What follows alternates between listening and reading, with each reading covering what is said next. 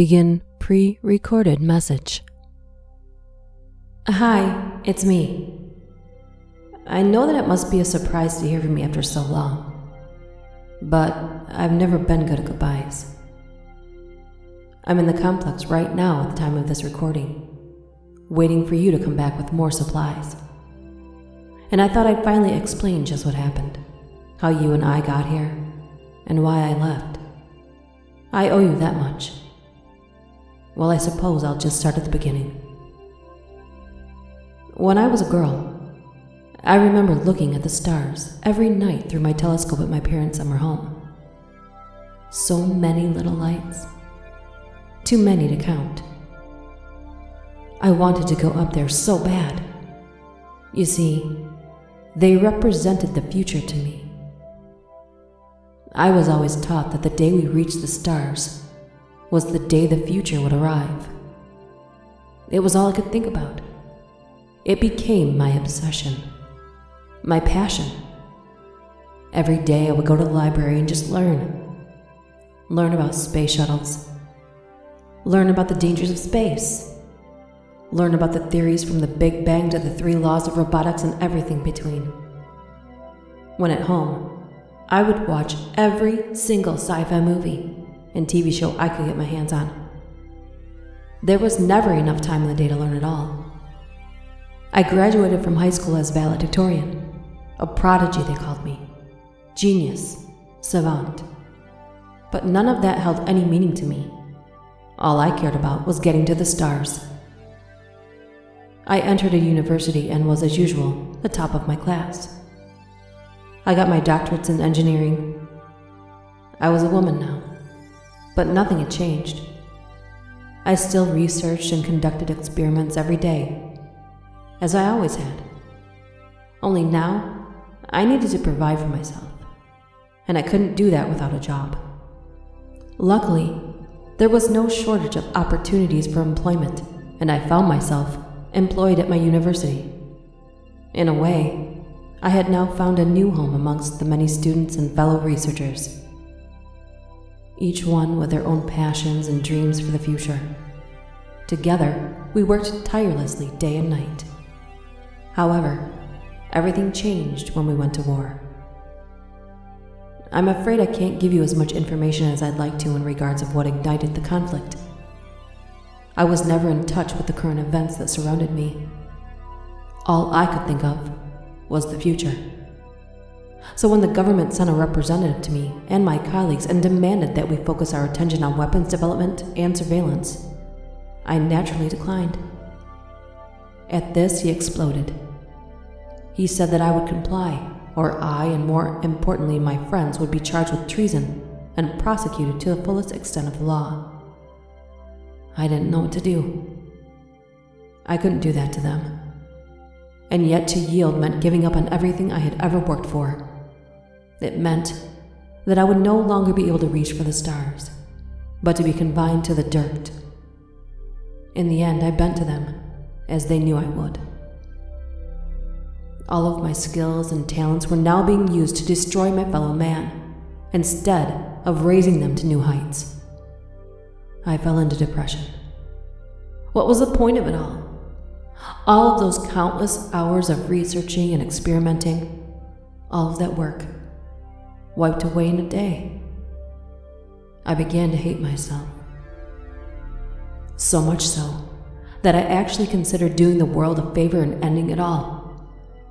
At least then my work would no longer be used to hurt people. And I would have done it had I not been saved. In my depression, I had decided to down an entire bottle of aspirin. But as luck would have it, a colleague of mine by the name of Robert, my future husband, had come upon me while I was passed out on the floor of the main lab. He rushed me to the paramedics, and because of him, I had lived. It may sound strange, but I hated him for doing that. What right did he have to stop me? It was a decision that I'd made of my own free will. When he heard this, he said something that I did not expect. For someone so smart, you really are stupid, aren't you? I was taken back by that. I expected anger, yes, but not out of genuine concern. He told me that I had a gift, and because of it, I had a duty to fulfill. Not to my country, but to the people. And so, he helped me in my recovery. And eventually he forgave me. Later, he loved me. It was during the time of my rehab that Robert and I came up with a plan to deceive our government. The war was escalating, and a final confrontation was imminent. There was no time to try and save everybody, but we could save our friends and their families. It wasn't easy. It took every favor I had amassed over the course of my career, but it worked. I sent messages to every member of my team's family that I could reach. While we were able to reach most of them, some were completely lost to us. The country was, by that point, a war zone. Several cities were under siege, and since it was too much of a risk to send digital messages, we were forced to send couriers. Most came back with their cargo and smuggled them inside the facility via transport trucks. The rest didn't come back at all. While this was happening, Robert was preparing our escape while making sure the top brass was none the wiser. The plan was to turn what was originally a prototype shuttle that we were working on prior to the war and disguising it as a missile. During the demonstration, the missile would transport us toward our shelter that we'd been developing in secret. In truth, that's where their money was really being spent. It was brilliant. Everything was in place. We managed to smuggle all of our staff and myself on board. But Robert had to stay behind. Someone had to present our demonstration. I was so afraid. What if we got caught? What if Robert got hurt or worse, killed? What if the rocket simply exploded on the launch pad? So many variables. Too many variables. I watched from a window as Robert set up the diversion. I never realized how good of an actor he really was. Maybe instead of working on algorithms, he should have been a movie star. But I'm getting off topic. Robert managed to fire up the engines. Within a 30-second delay before launch, I saw him arguing with who I assume was a general. I saw Robert elbow him in the gut and run for the shuttle. Men with rifles started firing at him. I ran toward the entrance and let him in. I could hear the bullets flying by my ears and hitting the wall behind us. Somehow, I managed to get Robert inside and seal the door. We were safe. At least, that's what I thought. Robert had been shot. There was so much blood. I tried to help him, but he pushed me away and told me to strap him in. The shuttle was about to launch and the men outside were trying to force their way in. I did as he asked. Just as soon as he and I were strapped in, I felt myself being forced back into my seat. We were launching. I looked at the rearview cameras and saw the men outside instantly burn to ash. Then I looked out the window and saw the night sky, full of stars, just like I remembered. I watched as we rose, higher and higher. We just kept going up, until we reached the lower stratosphere. From there I could see the stars, so close, so bright, so beautiful. But then from the corner of my eye, I saw a flash of light. At first, I assumed that it was the rising of the sun over the horizon. But then there was another flash, then another. Several blinding lights ignited all across the horizon. It was as if the world was suddenly set ablaze. And I'm sure you can figure out what happened. I don't know who launched their missiles first, but sometimes I wonder, did the enemy launch because they thought that our shuttle was a weapon? I don't know, and I probably never will. We started to descend and I watched as the stars disappeared behind the clouds. What I saw after was horrible. I saw cities broken and burned. I saw the gray ash falling over the shattered landscape that once was my world. As we began to descend, I felt our shuttle shake violently from the turbulence. The shock waves from one of the blasts knocked us off course. We crashed just a few miles off of our intended location.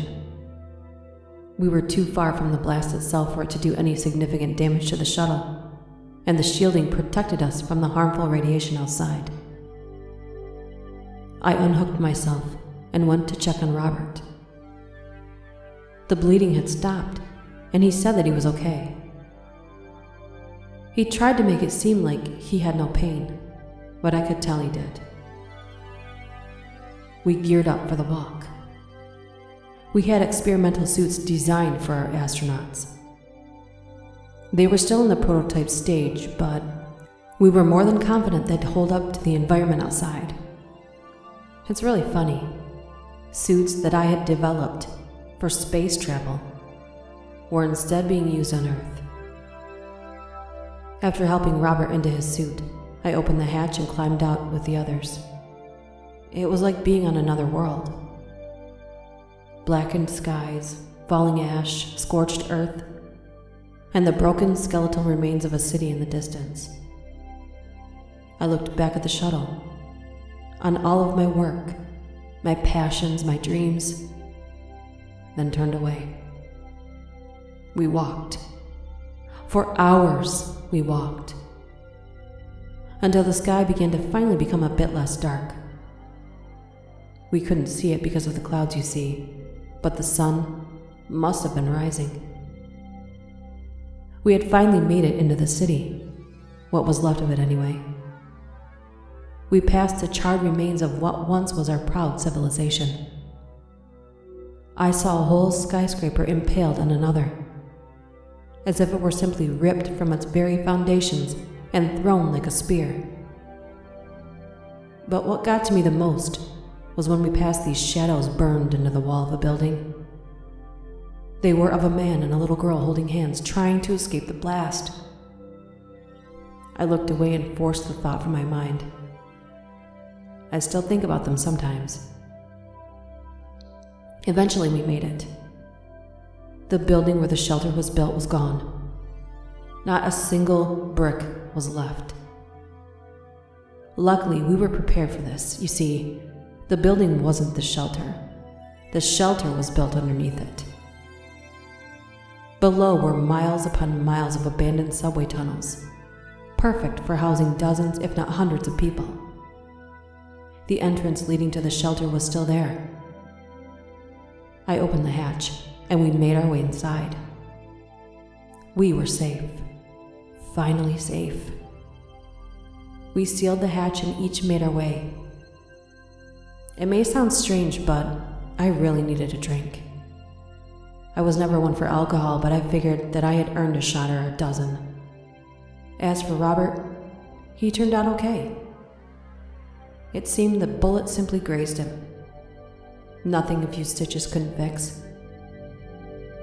I was told all of this much later, you understand. I had passed out and woke up feeling like my skull was being split open. I made my way out of the sleeping quarters and I heard voices. Everybody was in the cafeteria. Some were talking, laughing, a few were crying. One of our team's family members, no idea whose, came up to me and thanked me for saving their lives. I was surprised.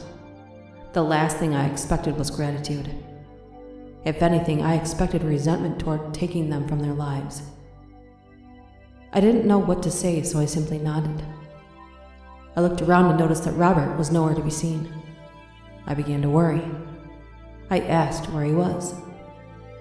One of the men, Jerry I think his name was, said that he hadn't seen him in hours. I began to search for him. Making my way through the facility, I felt like I had been walking for hours.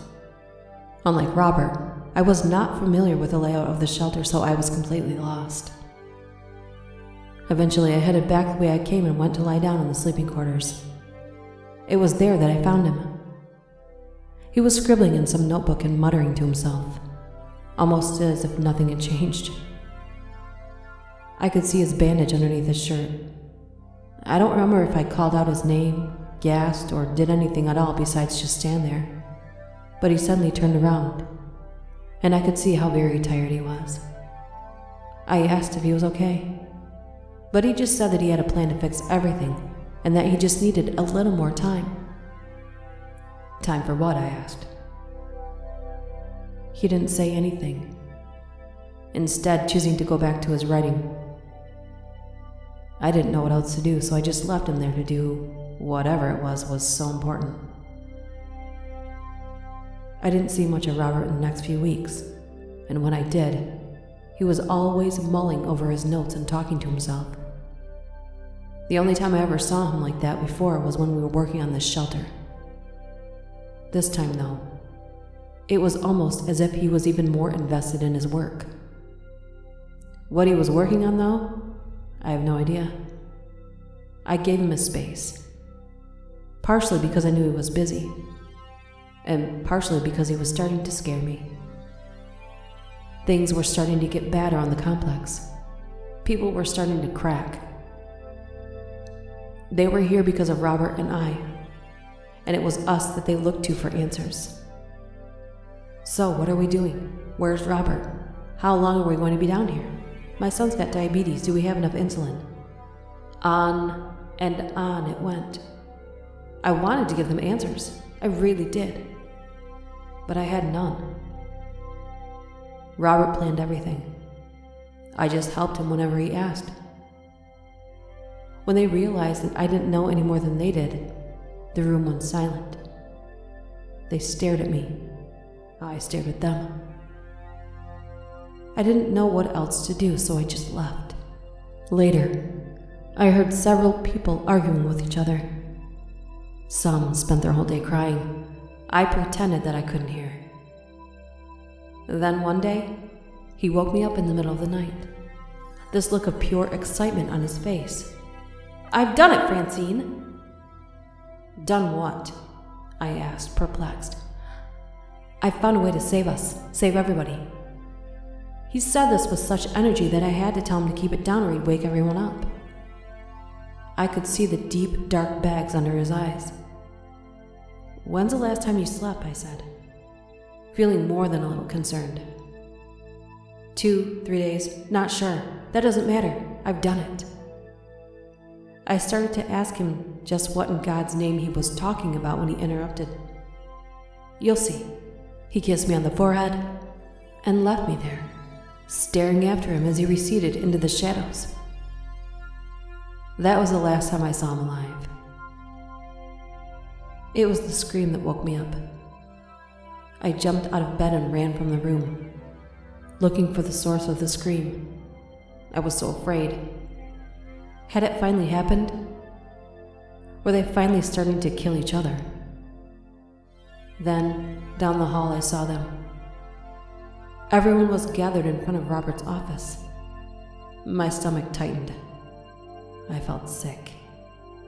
As I approached, the crowd silently cleared the way. I made my way through the crowd. Then I saw him. Robert was sitting in this chair behind his desk, this little frown on his face. In his dangled hand was a half-empty bottle of pills. I stood there staring, not feeling. It just didn't seem real. Robert would not do that. Robert couldn't do that. Not after everything that we went through. I hit him. I screamed at him. How could he? How dare he? He saved my life when I tried to do the same thing, and now after all we went through, he just left me here. Alone. Bastard. His body was cremated. I wasn't there to see it. I couldn't. I stayed in my quarters for the next few days, and spent most of my time sleeping, dreaming of starless skies. It was a week later when it started happening. There were shots. This time, it was a family. The father was one of the grad students that had been with me and Robert from the very beginning. Looking at the scene, it was obvious that he'd killed his children first, then his wife, then himself. The most disturbing part was that there was no sign of a struggle. That hit me hard. They had just given up, unable to face the next day. They just checked out. That night, another family was gone. The day after that, a man and his wife. A month later, there was less than half. A week after that, there was no one. No one but me. I took it upon myself to cremate them. I wasn't even shocked. When you see something enough times, it loses its ability to shock and frighten you. I took them, one at a time, to the furnace. And when there was nobody left, I went back to my quarters. How long I stayed there, I couldn't tell you. It's easy to lose track of time when you're underground. Eventually, I got up and left the room. What the point of it was, I didn't know, but I had to get out of there. I walked and walked until I found myself in another part of the complex I hadn't been before. That's when I met you. I was so confused when I saw it. All of that equipment and I don't even know what. I always knew that Robert was a genius in its field, but not on that level. I look back and I still feel like it was some sort of a dream. But it wasn't, was it? You were real. You scared the hell out of me, you know. I mean, how often do you meet a real AI? But I'm really glad I met you. If I hadn't found you that day, I don't know what I would have done. I probably would have joined the others and just... You saved me. You really did. I never would have made it if not for you. Not just because of all the work you helped me with in keeping this place running, and not just because of the food you brought in from the outside, but because you didn't leave me alone. And I never wanted to leave you alone. I promised myself that I'd never do that to you. But I have to break my promise. I'm dying. And I'm so sorry. I know it's not fair, and I know it's not right. But it is the truth. I'm going to leave this message in your databanks on your next maintenance check. It should play exactly in 1 year. But then I'll be gone. But if you ever feel alone, I want you to look up at the stars. Because somewhere out there, among those countless lights, will be me, smiling down at you. I've got to go now. I'll miss you. I'll remember you. Will you remember me? End of message. I'm standing in front of a burnt tree, on a hill overlooking the complex I once called home. I look down at the unmarked grave I dug 1 year ago. I look up at the starlit sky, and I remember. I will always remember.